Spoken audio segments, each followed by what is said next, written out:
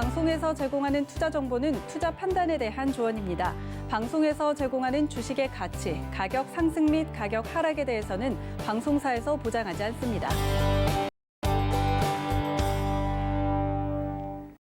안녕하세요. 수익률 대격돌 2부 진행의 저는 도하나 박PD입니다. 네, 오늘 녹대 팥죽으로 뜨겁게 채팅창이 달궈진 가운데 저희는 그래도 꿋꿋이 수익률 대결을 해보도록 하겠습니다. 문자 투표 아직도 받고 있으니까 여러분들 많은 참여 부탁드리도록 하고요. 1부에 이어서 2부까지 함께해 주시는 각 팀의 대표님들 만나보도록 하겠습니다. 안녕하세요, 대표님들. 안녕하세요. 아유, 반갑습니다. 네, 1부에 이어서 2부까지 저희 전문위원님들과 함께 하는데 여러분들 아직도 이렇게 시간을 들였는데 투표를 못 하시는 분들은 지금이 절호의 기회입니다. 문자 샵 0082번으로 함께 해주시면 좋을 것 같고요. 전에 포트폴리오 운영 원칙부터 보고 시작하도록 하겠습니다. 네, 여러분들 포트폴리오 운영 원칙 이제는 다 아실 겁니다. 시청자분의 바닥난 포트폴리오를 저희가 긴급 공수했습니다. 기존 종목들을 모두 정리를 시켜드리고 전문위원님들의 종목으로 운영하는데요. 전문가당 한 종목 추천을 원칙으로 하고요. 제시된 손절가와 목표가 터치 시 최고 수익률 산정 기준은 종가로 하도록 하겠습니다. 자, 그래서 오늘 맞붙은 두 종목은요. 네, 재수에 성공할 수 있을지 ISC와 금리 상승 수혜주인 KB금융 붙었습니다. 네, 지금 많은 분들 함께 해주고 계시는데 채팅 활발하다고요, 피디님? 네, 우리 시청자분들이 가끔 이렇게 센스 있게 삼행시를 막 지어주시는데 네, 오늘 눈에 띄는 또 좋은 삼행시가 있습니다. 우리 또 허반석 위원님 팬분들도 준비하셔야 될 것 같습니다. 주유소로 해주셨는데요. 자, 운 띄워드릴까요? 네, 아툼님께서 네, 주식 알창 정보가 가득. 끝인가요? 네, 네, 유별나게 올라가는 이지한 전문위원님의 제안 종목. 소리 없이 쑥쑥 커지는 계좌 수익률 빵빵. 박팀 거였잖아요. 네, 저는 우리 저희 건 줄 알고. 감사합니다. 우리 또 이지한 전문위원님 팬분들이 올려주셨으니까 우리 네. 또 허 의원님 팬분들도 올려주셔야 될 것 같습니다. 대신 주유소로 네. 좀 멋있게 한번 올려보시면 제가 읽어드릴까 말까 고민해보겠습니다. 네, 녹즙팀 질 수 없습니다, 여러분들. 박 PD님이 자꾸 이렇게 편파적으로 박팀 것만 읽는데 저도 옆에서 실제로 이렇게 올라왔는지 열심히 할 테니까요. 많은 응원 댓글 써주시면 좋을 것 그리고 같습니다. 우리 까꿍님께서 또 센스 있게 팥으로 은봉기운 쫓아야 하담 팥죽 경고드리겠습니다. 이거 좀 기분 나빴습니다. 기분 나쁜 것도 경고. 계속 이 팥죽이라는 거를 말씀하시죠. 기분 나쁩니다. 죽순다는 거죠, 여러분들. 건강이 제일입니다. 녹즙으로 많은 투표 드리고요. 자, 그럼 이쯤 돼서 경쟁이 과열될 것 같으니까 세 번째 투자 포인트 듣고 넘어가도록 하겠습니다. 허 의원님, 지금 위원님의 기운이 필요합니다. ISC 세 번째 포인트 날려주시죠. 네, ISC를 말씀드릴 때에 글로벌 시장 점유율 1위라는 말씀을 드려왔습니다. 테스트 소켓이라고 한다면 반도체가 완성이 된 이후에 그 반도체가 정상인지 아니면 불량인지를 테스트를 해서 결국 완제품에 장착하기 전에 불량인지를 판별을 해야 완제품에도 손실이 않기 때문에 테스트 소켓 글로벌 시장 점유율 1위입니다. 그리고 테스트 소켓이라는 것 자체가 소모성 부품입니다. 소모성 부품이라는 것은 끊임없이 공급을 해주고 납품을 할 수밖에 없는, 그렇다라고 한다면 ISC 제조사 입장에서는 매출이 쑥쑥 늘어나는, 꼭 녹즙과 같이 쑥쑥 늘어나는 네. 그런 소모성 부품을 만드는 회사다라고 이해를 해보시면 좋을 것 같습니다. 네, 여러분들 건강 제일입니다. 여러분들의 멘탈 건강도 그리고 수익률 건강도 저희 녹즙 도하나 팀이 허반석 위원님과 함께 도와드리도록 할 테니까요. ISC 많은 투표 부탁드리도록 하겠습니다. 그 시장이 현재 음봉의 기운이 지금 가득 차 있습니다. 이럴 때는 팥죽 같은 종목이 필요합니다. 애군을 그렇죠. 애군을 쫓는 양의 기운을 가진 오늘의 죄송합니다. 우리 KB금융 그거 KB금융이 아니라 달달한 종목 KB금융 우리 이지한 전문위원님이 포인트 말씀해 주시겠습니다. 네, KB금융은 또 한 가지 포인트가 있는데 그것은 바로 배당입니다. 그러니까 은행주 같은 경우는 아마 배당과 관련돼서 상당히 기대감이 있는데 KB금융은 배당률이 한 4% 정도 된다고 보시면 될 것 같고요. 그리고 지금 현재 은행 그 업종에서 얘기하고 있는, 그러니까 정부에 건의하고 있는 부분 중에 두 가지가 있는데 하나는 자사주 매입하고 하나는 분기 배당입니다. 그러니까 이 부분을 좀 열어줄 수 있는 방향으로 해달라는 부분인데 그만큼 이제 저평가 탈출을 위한 주주 가치 제고를 상당히 노력하고 있다는 부분이고 이 배당은 주도주를 가지고 계신 분들한테는 보너스 개념입니다. 특히 이 KB금융은 작년 시가 배당률이 4%가 넘었는데 올해는 그것보다 제가 계산할 때 더 높을 것 같습니다. 그렇다면 배당에 대한 기대감도 보너스로 가지고 갈 수 있는 종목이다. 이렇게 말씀을 드리겠습니다. 네, 역시 막강한 종목입니다. KB금융의 세 번째 포인트까지 들어봤습니다. 여러분들 문자 샵 0082번으로 어떤 종목이 더 끌리는지 PD님 집중하세요. 네, 여러분들 문자 투표 많이 해주시기를 바라고요. 자, 두 위원님의 개인 포트폴리오까지 보고 넘어가도록 하겠습니다. 함께 보시죠. 네, 먼저 허반석 위원님의 개인 포트폴리오 먼저 보도록 하겠습니다. 우리 허텔신라 역시나 효자 종목입니다. 11.4% 보여주고 있고요. 먹는 걸로 승부를 보나요? CJ제일제당 15.5% 소비주로서 지금 현재 힘을 내어주고 있는 상황입니다. 만두를 넣었어야 했는데 박팀에게 져서 너무 배가 아프네요. 자, 이지원 전문가님 포트폴리오 보도록 하겠습니다. 한국타이어앤테크놀로지 담겨 있고요. 담겨 있는 종목 중에서는 포스코가 지금 현재 힘을 내어주고 있습니다. 9.6% 오늘 시장이 좀 밀려서 수익률을 반납하는 모습이었는데 그래도 너무 잘 가고 있던 종목이고 부산바켓 이야기를 안 할 수가 없겠죠. 편입이 안 되게 너무 안타까울 정도로 수익률 효자 노릇을 하고 있는 모습입니다. 자, 이쯤 되면 많은 분들께 좀 시간을 드린 것 같아요. 마지막 한마디를 듣고 투표를 종료해야 될 것 같은데 이번에는 순서를 바꿔서 이지원 전문가님께 먼저 여쭤보도록 하겠습니다. 전문가님, KB금융 마지막 한 방 날려주시죠. 네, 지금 시장의 인플레이션 우려감, 거기에 따르는 금리 인상에 대한 우려감이 반영이 되고 있습니다. 물론 제가 볼 때 금리 인상은 아직까지는 먼 이야기입니다. 하지만 이런 부분이 대두가 되면서 은행주들은 이제 서서히 상승 기조에 접어들기 시작하고 이전에 유동성 장애에서 금리 인상 시기에 은행주는 평균 아무리 안 좋은 종목이라도 2배에서 4배 이상 올랐습니다. 그러니까 그 부분을 본다면 아마도 은행주 언제 저평가 구간 탈출하냐라고 생각하셨던 분들은 아마 지금이다라고 생각하시면 될 것 같고요. 장기로 보셔도 좋고 내년 정도까지 혹은 올해까지 수익 관점으로 보셔도 상당히 좋은 종목이다. 지금 현재 금리가 상승할 때 수혜를 볼 수 있는 종목들도 포트에 한두 종목 끼워 놓으면 부담감을 좀 줄일 수 있습니다. 이제 그런 방향으로 KB금융 고려를 하시면 좋을 것 같습니다. 네, KB금융 마지막 한마디 들어봤습니다. 자, 이번엔 마지막 우리 허반석 위원님 마지막 발언만을 좀 남겨두고 있는데 재수 탈출할 수 있을까요, 전문가님? 네, 오늘 제가 비장의 무기를 준비했습니다. 예를 들자면 방금 전에 말씀을 드렸습니다.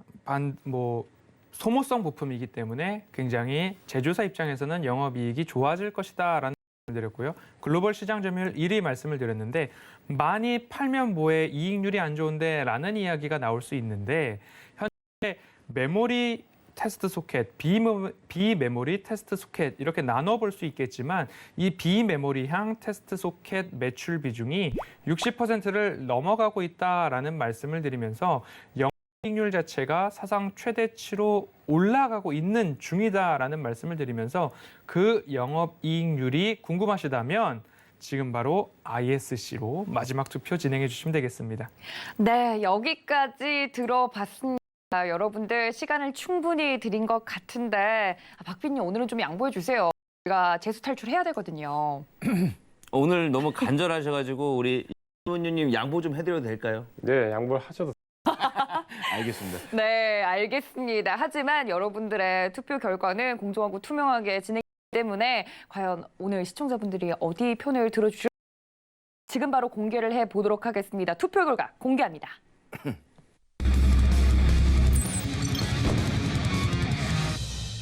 네, 오늘 승리한 종목은요. 네, 재수 탈출 ISC 투표에서 이겼습니다. 네, 녹즙이면 어떤가요? ISC 드디어 편입을 하게 됐습니다. 여러분들 ISC 오늘 성공한 종목이기 때문에 포트에 잘 편입될 수 있도록 수익 많이 낼 수 있도록 저희가 노력해 볼 테니까요. 끝까지 승자의 강의까지 남아있으니까 허반석 위원님과 함께해 주시면 좋을 것 같고요. 그리고 나머지 종목에 대해서도 다른 종목 모두 포함입니다. 그래서 이야기가 나온 종목들은 매매 시그널 9시, 오전 9시에 서울경제TV에서도 다루어 드릴 예정입니다. 이 저녁 9시부터 아침 9시까지 24시간 저희와 함께 하시면 이 종목에 대한 팁들 다 하실 수 있으니까 아침에도 저희와 함께 해주시면 좋을 것 같고요. 또 그리고 이어지는 주유소 3부에서는 종목 상담이 이어질 예정입니다. 전화, 문자 활짝 열어두고 여러분 기다리고 있을 테니까 많은 참여 부탁드리도록 하겠습니다. 마지막 할 말 있으세요, 피디님? 갑자기 그렇게 숨을 쉬시고 괜찮으세요? 마지막 인사하려고 준비하고 있었는데. 그렇군요. 알겠습니다. 제가 너무 혼자 폭주한 게 아닌가 싶어서 팥죽에게도 기회를 드릴까 했는데 알겠습니다. 또 본 방송에서 제공해 드린 정보는 투자 판단에 대한 조언일 뿐 해당 주식의 가치나 수익률을 보장하고 있지 않은 점까지 알려드리면서 높죽과 팥죽은 여기서 인사드리도록 하겠습니다. 이어지는 승자의 강의 바로 만나보시죠. 채널 고정!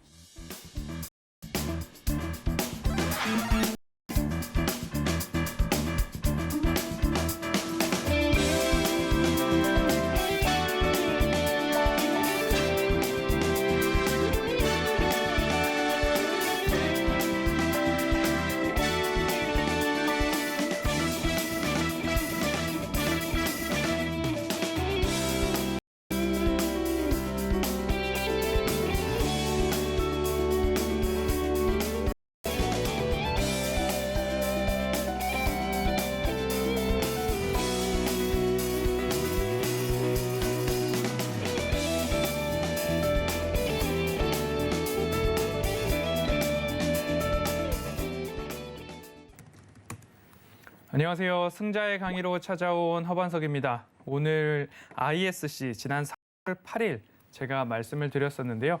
시장의 영향도 있고요. 조금 섹터의 영향도 없지 않아 있는 것 같습니다.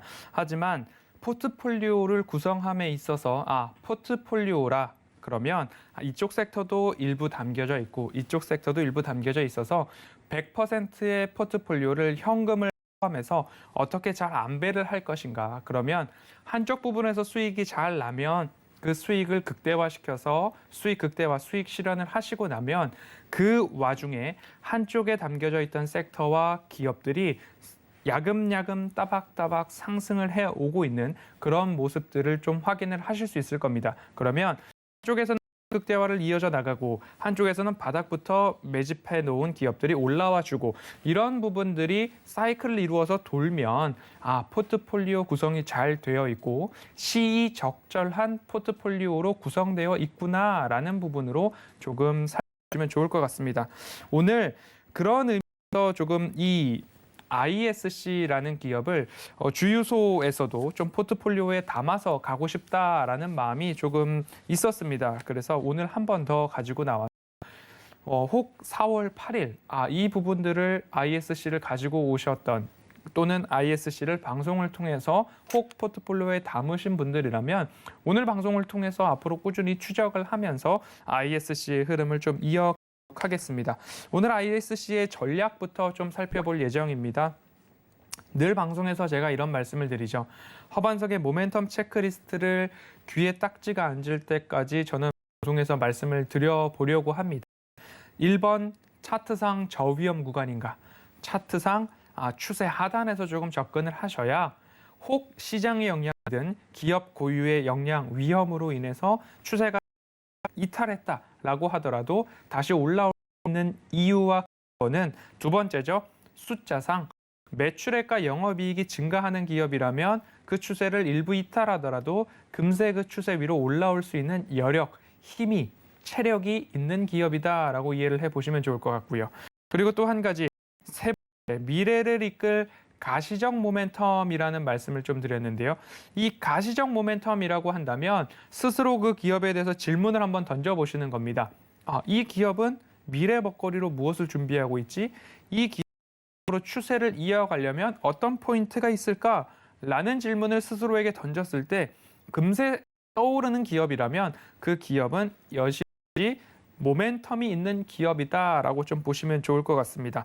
이 세 가지를 개인 투자자분들께서 조금 기억하고 그리고 매수하기 전에 이 세 가지를 한 번 더 체크해 보신다면 얼토당토 않는 이슈에 의해서 급등한 종목들, 추세 고점에서 누군가는 여기 수익 극대화 자리인가 아닌가라고 고민하고 있는 영역에서 하는 그 실수, 우를 범하시지 않을 수 있지 않을까 하는 마음에 제가 한번 세 가지로 꼭 나눠봤습니다. 차트상, 숫자상, 모멘텀 이 세 가지를 기억하셔서 우리 시청자분들께서는 꼭 차트상 고점에서 매수 일이 없으시기를 바라고 또 바라보도록 하겠습니다. 그렇다라고 한다면 ISC 오늘 과연 어떠한가라는 부분 한번 살펴보도록 하겠습니다. ISC 차트상 저위험 구간인가를 한번 먼저 살펴볼 텐데요. ISC 차트를 열어놓고 다시 한번 추세를 그어보도록 하겠습니다. 추세를 그을 때에는 가장 저점 구간을 볼 수도 있고요. 그리고 최근의 저점, 그리고 이렇게 라인을 두고 본다면 라인을 이렇게 저점부터 저점까지 이렇게 연결을 하실 수도 있습니다. 그러면 이 저점들이 지금 다시 한번 맞아떨어지고 있다라는 그런 추세를 그으실 수도 있고요. 조금 더 살펴보자고 한다면 이러한 추세를 그을 수도 있을 것 같습니다. 그리고 이 추세라는 게 그리기 나름일 수도 있습니다. 여러 가지 방법으로 그려볼 수 있는데 추세가 100%딱 맞아떨어진다라는 부분보다도 기업의 추세를 어떻게 차트를 열어놓고 그려볼까라고 고민을 하면서 접근을 해보신다라고 한다면 어쩔 수 없이 차트를 길게 열어놓고 보실 수 있을 겁니다. 그러면 장기 추세상 이 기업이 지금 고밸류인가? 고밸류를 판단하려면 매출액과 영업이익은 어떻고 시가총액은 어떻고 이런 부분들을 한 번 더 생각해 볼 수 있기 때문에 차트를 길게 열어놓고 보셨을 때에 이렇게 여러 가지로 그려볼 수 있는 동일한 것은 이 추세선 하단부에서 맞아떨어지고 있고 이 추세선들이 하나로 모여지고 있는 지점들이 바로 현 구간과 맞아떨어지고 있다라는 부분입니다. 그리고 추세선 하단으로 깊게 떨어졌던 적이 코로나 팬데믹으로 인해서 시장 전체가 조금 내렸던 20년 3월 기준으로 그 추세 이하로는 쉽게 떨어지지 않고 있다라는 부분으로 추세상 저위 구간인가 1번에는 부합한다라고 이해를 해보시면 좋을 것 같습니다. 그러면 두 번째로 넘어가 보겠습니다. 숫자상 매출액과 영업이익이 증가한 기업인가에 대한 부분인데요. 21년도 올해 사상 최대 실적이 전망되고 있다라는 부분입니다. 20년도 매출액은 1,200억 원 정도인데 19년도 대비 YoY 기준으로 38% 성장을 했습니다. 영업이익은 181억 원으로 19년도 대비 800% 이상의 고성장을 이루었습니다. 그러면 20년도가 차트상 고점 아닌가라고 생각을 해보실 수 있는데 21년도를 또 짚어보면요. 매출액 500억 원 기준으로 20년도 기준 23% 이상 성장을 한다라는 추정치가 나오고 있고요. 영업이익은 181억일까요? 다시 한번 확인을 해보도록 하겠습니다. 기업 내용을 조금 살펴보면요. 20년도의 영업이익은 350억이죠. 350억 기준으로 해서 20년 기준으로 93% 이상 성장한 살펴볼 수 있습니다. PPT 자료에 조금 오류가 있었던 부분 양해의 말씀을 드리도록 하겠습니다. 그러면 20년도에는 350억 원의 영업이익 달성으로 인해서 전년 동기 대비 증가율로 따지면 93%라는 350억의 영업이익이 달성 전망이 되고 있다라는 부분 기억해 보시면 좋을 것 같습니다. 반도체 쇼티지 우려로 여러 가지 이슈들을 받았던 반도체 관련된 섹터입니다.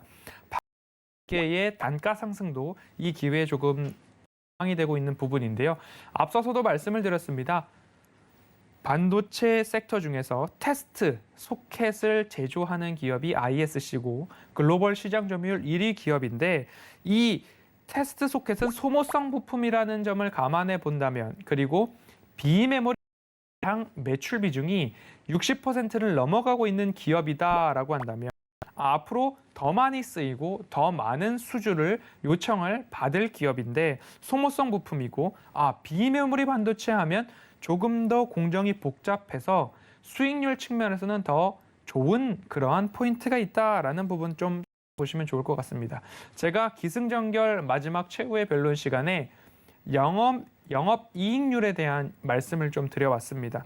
ISC의 영업이익률이 가장 높았던 적이 2017년도 20.4% 이익률이 조금 나오고 있었습니다. 하지만 현 구간 ISC 올해의 모든 실적과 성취를 합했을 때에 2017년도에 영업이익률 20.4%를 넘을 수 있다라는 긍정적인 전망들이 이어지고 있기 때문에 그러면 매출액과 영업이익이 증가하는 것뿐만 아니라 비메모리향 매출이 증가하고 매출 비중도 늘어나고 있고 그렇다면 비메모리향 단가가 높다. 영업이익률도 좋다.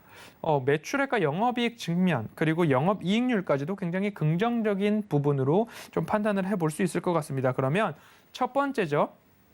차트상 저위험 구간은 차트의 추세선들을 제가 여러 가지로 그린 다음에 이렇게 빨간색 동그라미로 좀 강조를 해드렸습니다. 그러면 하나하나 따박따박 이 추세를 깨지 않고 올라가고 있다라고 보시면 좋을 것 같고요. 그리고 두 번째로 숫자상 매출액과 영업이익이 증가하는 것은 물론이거니와 영업이익률까지도 2017년도 가장 좋았던 때를 넘어가고 있다라고 보시면 차트를 더 길게 열어놓고 본다면 2017년도에 가장 좋았을 때가 25,000원 수준의 언저리까지 올라왔습니다. 바닥부터 올라오고 있는데 그 2017년도 17년도에 영업이익이 120억 원 정도였습니다. 하지만 여기에 약 3배에 가까운 350억이라는 영업이익의 전망치가 올해 굉장히 유망하다라는 부분으로 좀 보신다고 한다면 올해 350억 그리고 2017년도에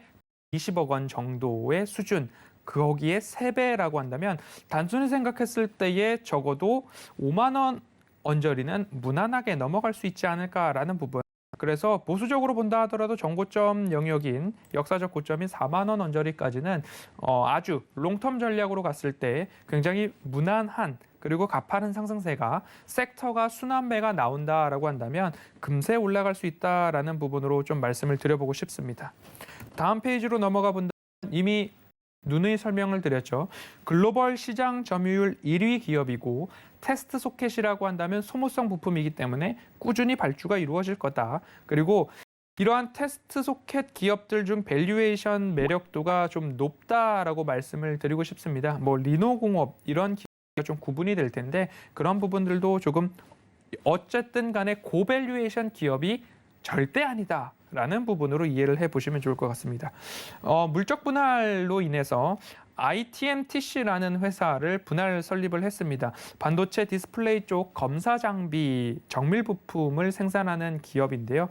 이 기업 같은 경우에 연결 실적이 아직 반영이 안 된 영업이익이 350억입니다. 그러면 이 부분들이 조금 수정이 되고 추가적으로 반영이 된 변경 전망치가 나온다라고 한다면 영업이익 350억은 분명히 더 넘으면 넘었지 거기서 떨어지지는 않을 것이다라는 하반기 연결 실적이 반영된다라고 한다면 이 ITMTC의 연결 실적이 반영된다라고 한다면 주가 그리고 목표 주가는 우상향 그리고 목표 주가 상향 보고서까지도 한번 점쳐볼 수 있는 그런 기업이 아닐까라고 좀 말씀을 드리고 싶습니다. 그래서 매수가를 약 25,000원 정도 말씀을 드리고요. 비중은 10%인데 지난번에 10%를 담으셨던 분들이라고 한다면 5%에서 10%로 조금 더 추가 매수를 하셔도 무방한 기업이다라는 말씀을 드리고 싶고요. 목표가는 1차적으로 3만 원 말씀을 드리고요. 장기 관점, 롱텀 전략으로 봤을 때에는 4만 원까지도 수익률 극대화 가능하겠다라는 말씀 드리고요. 1차 목표 했을 한 번 더 추가적 도를 말씀을 드리도록 하겠습니다. 다시 한번 가장 키 포인트라고 한다면 율이 가장 좋았던 2017년도에 20.4% 영업이익률 넘어설 것이 강하게 전망이 되고 있다라는 부분 그리고 비메모리향 매출은 오히려 영업이익률을 증대시키는 가장 큰 요소입니다. 이 비메모리향 테스트 매출 비중이 동사의 60% 이상 설 것으로 전망이 강하게 되고 있다라는 부분으로 ISC 같은 경우에는 이 정도로 조금 마무리를 해보도록 하겠습니다. 차트상 저위험 구간인가 지금 코로나 팬데믹부터 차트선을 여러 가지로 한번 그려봤습니다. 가장 낮았을 때 그리고 바닥을 지키고 있는가라는 선들을 한 3가지 정도로 그려보고 거기에 맞춰서 빨간 동그라미로 차트 저점 구간들을 좀 그어보았는데요. 조금 더 디테일하게 라인을 본다라고 한다면 이 구간으로 좀 말씀을 드릴 수 있을 것 같습니다.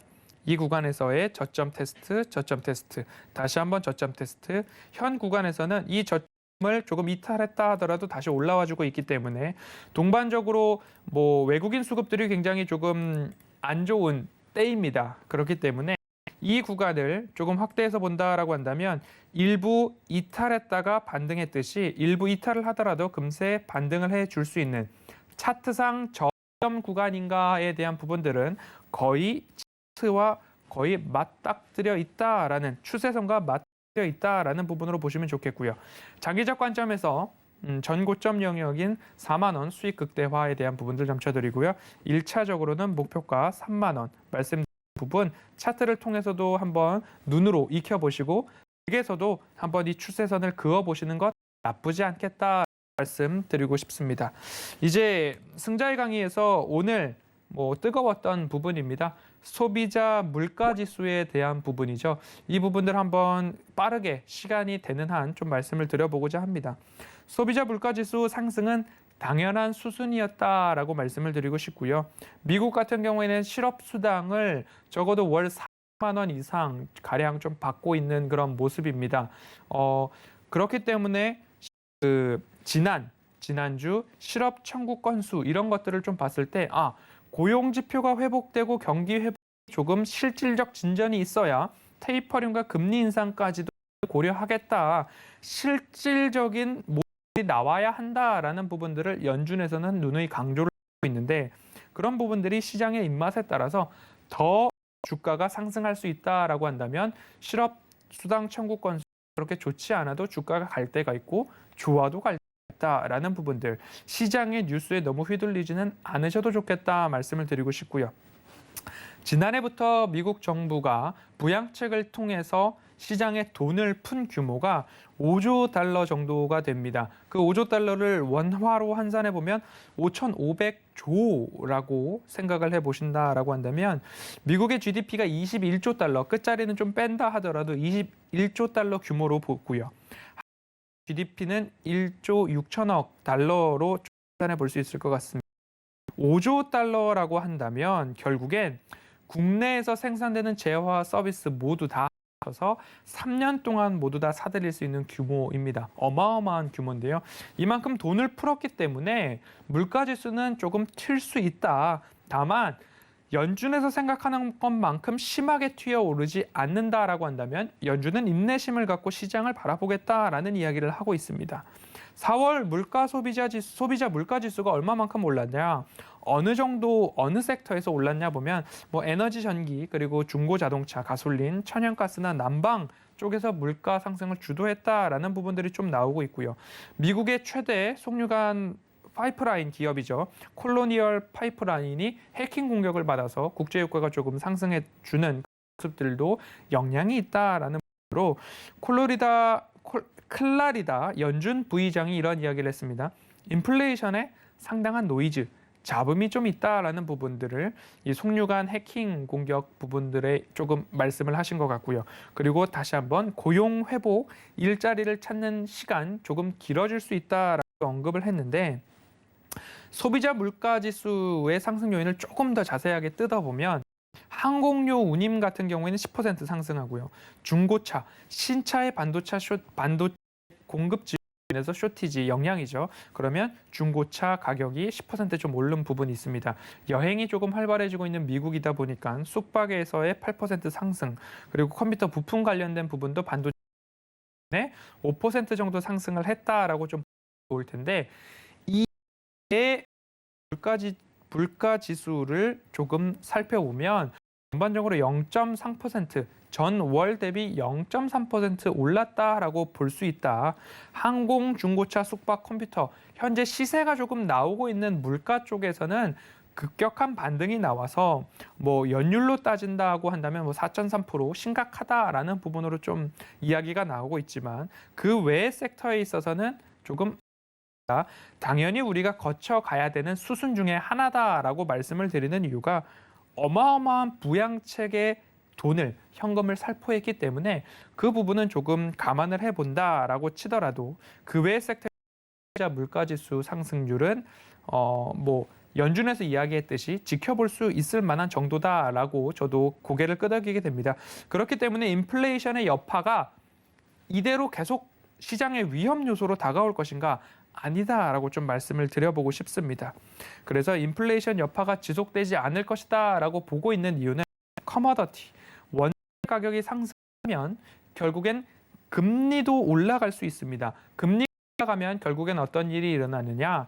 달러 강세가 나타나고요.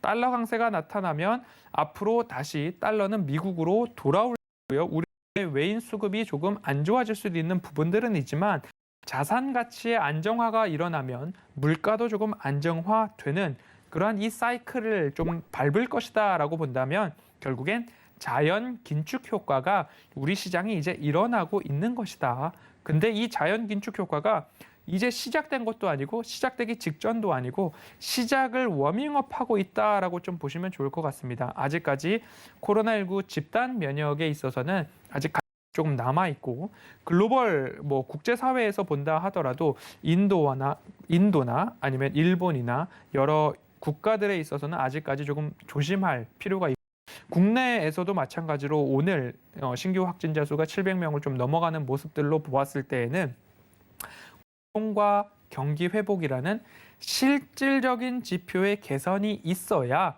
연준은 테이퍼링도 돈을 거두어 들이는 게 아니라 자산 매입 프로그램에 있어서의 규모를 축소한다라는 부분이기 때문에 테이퍼링에 있어서도 금리 인상과 조금 구분해서 생각을 해보셔야 된다라는 말씀 꼭 드리고 싶습니다. 그리고 다시 한번 복기를 하듯이 말씀을 드려본다라고 한다면 테이퍼링이 시작되고 금리 인상까지 1년에서 2년여 동안의 시간이 필요합니다. 그 시간 동안 미국의 S&P 500 지수나 이런 지수 자체가 굉장히 상승을 했던 경험들이 역사적으로 우리는 알고 있기 때문에 테이퍼링이 아직 시작도 되지 않았는데 이제 끝났어. 우리는 다시 주가 지수의 하락에 베팅을 해야 돼라는 부분들은 조금 조심하셔야 된다라고 말씀을 드리고 싶습니다. 제가 보건대 아직까지 지수 자체의 상승 여력을 봤을 때는 적어도 1년 반 이상 여력이 남아있다. 그렇기 때문에 그 부분을 좀 한번 지켜보시면 좋을 것 같습니다. 현재 시장의 위치를 이러한 제가 보고 있는 시장의 위치를 한번 좀 말씀을 드려보면요. 물가와 주가의 조금 상관관계를 한번 이렇게 정리해 보겠습니다. 물가가 내리고 주가가 오르는 시기가 있을 거고요. 물가와 주가가 같이 오르는 시기가 있을 겁니다. 그리고 물가는 오르지만 주가는 내리는 시기가 있을 것이고 끝에 가서는 물가와 주가가 함께 내리는 시절도 오게 될 것입니다. 그러면 물가도 오르고 물가는 내리고 주가는 오르는 1단계. 그리고 2단계는 물가와 주가가 같이 오르고 그 이후에는 물가가 오르고 주가가 내린다라고 한다면 이제 현 구간에서는 아직 물가는 오르지도 않았는데 그리고 금리가 오르고 그리고 원자재 가격이나 자산 가치 안정화가 돼야 된다 한다면 2단계 부근, 2단계 물가도 오르고 주가도 오르고 그 어딘가에 현 시장의 위치는 오지 않았을까라는 말씀을 드리고 싶습니다. 코스피 차트를 보면서 조금 말씀을 드려보자면요. 코스피 차트 같은 경우에는 3,100선을 아직 깨지 않았습니다. 물가도 오르고 주가도 오르고 주가가 꺾이지 않았다라는 부분으로 좀 살펴보셨으면 좋겠고요. 주봉상 본다 하더라도 코스피 3,100선 적어도 3,000선을 유지해주고 횡보를 한다라고 한다면 결코 물가도 오르고 주가도 오르는 이 사이클이 아직 끝나지 않았다라고 좀 보시면 좋을 것 같습니다. 월봉의 상승 추세에 조금 완연하게 나오고 있다라고 보시면 좋겠습니다.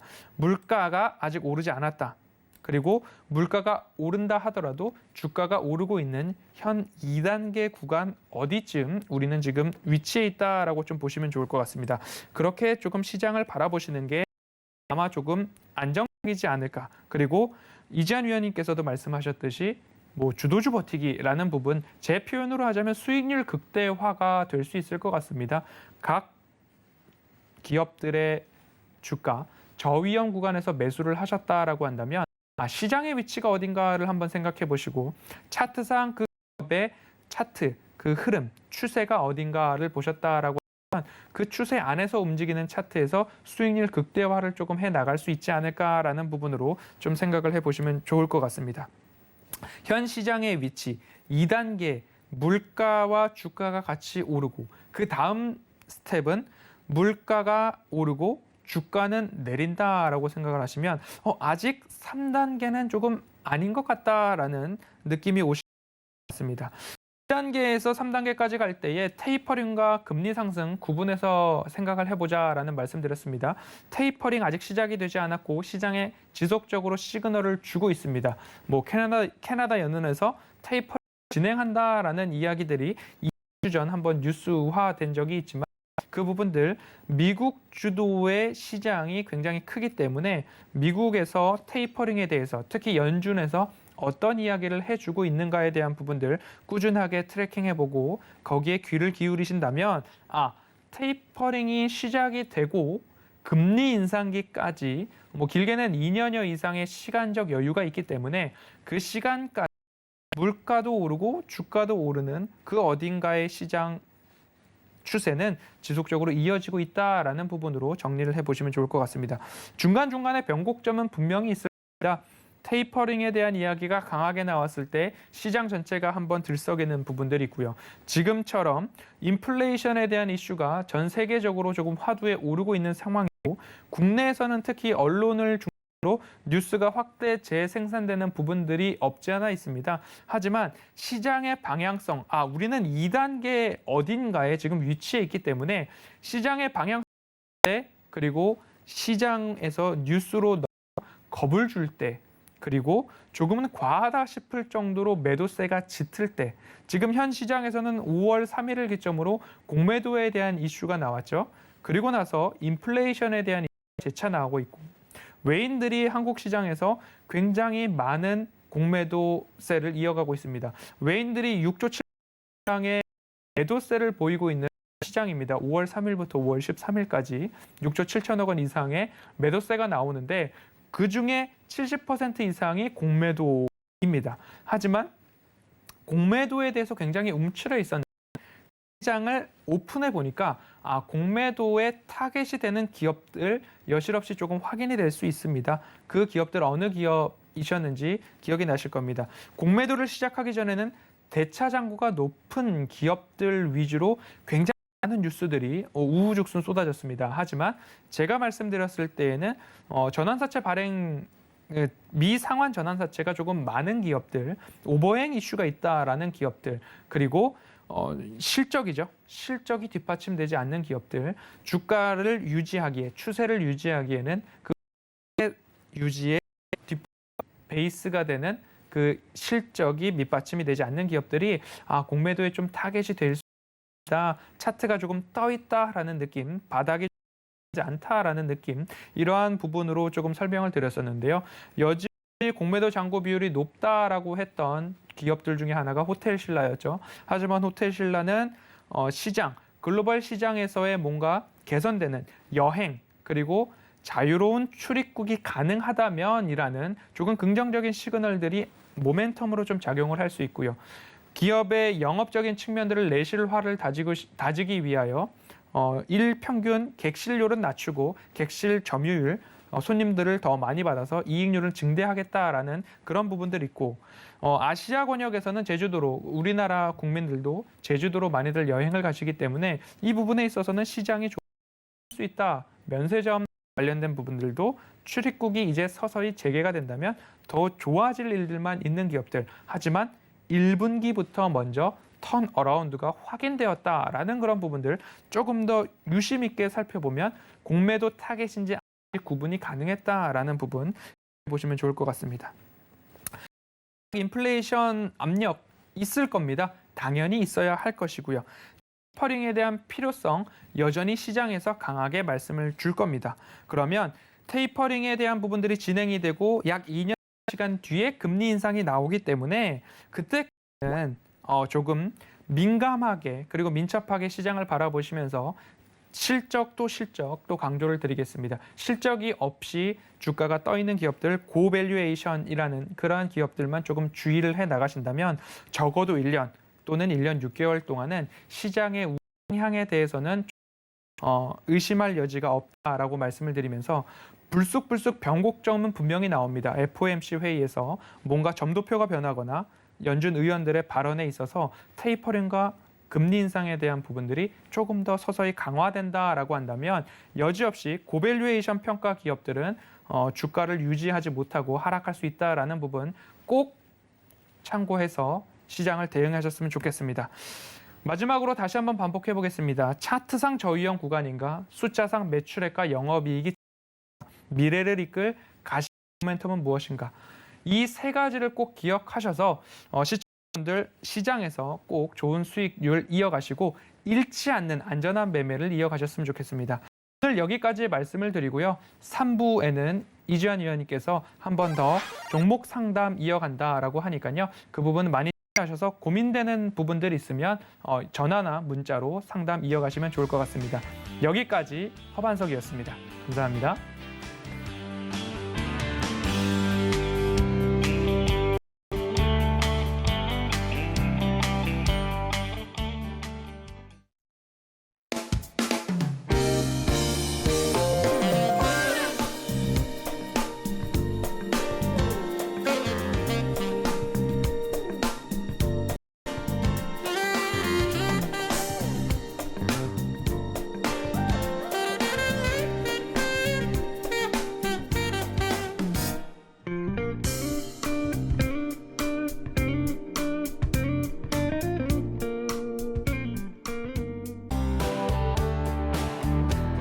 본 방송에서 제공하는 투자 정보는 투자 판단에 대한 조언입니다. 방송에서 제공하는 주식의 가격 상승 및 가격 하락에 대해서는 방송사에서 보장하지 않습니다.